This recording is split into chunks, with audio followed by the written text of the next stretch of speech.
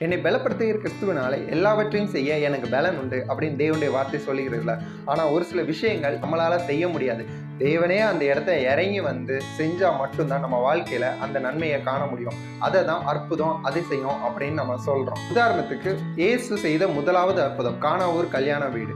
தண்ணீரை திராட்சை ரசமா மாற்றினார். அது மனுஷங்களால கூடாது. இயேசு அந்த இடத்துல பிரசன்னமாகி தண்ணீரை திராட்சை ரசமா மாற்றினது முதலாவது அற்புதம் அப்படின்னு நம்ம வாசிக்கிறோம். அதே போலதான் நம்மளுடைய வாழ்க்கையில ஒரு சில காரியங்களுக்கு தேவனுடைய கிருபையினால நம்மளே பதிலை எடுத்துக்கிட்டாலும் ஒரு சில நிறைவேறாத, ஒரு சில பிரமிக்கத்தக்க காரியங்கள் இருக்கு. அதை தேவனே வந்து நம்ம வாழ்க்கையில செய்தாதான் அது அற்புதமா, அதிசயமா நம்ம வாழ்க்கையில மாறும். அன்னைக்கு இயேசு இருந்தாருங்க, செஞ்சாருங்க, இன்னைக்கு அப்படி இல்லையே அப்படிங்கிறீங்களா?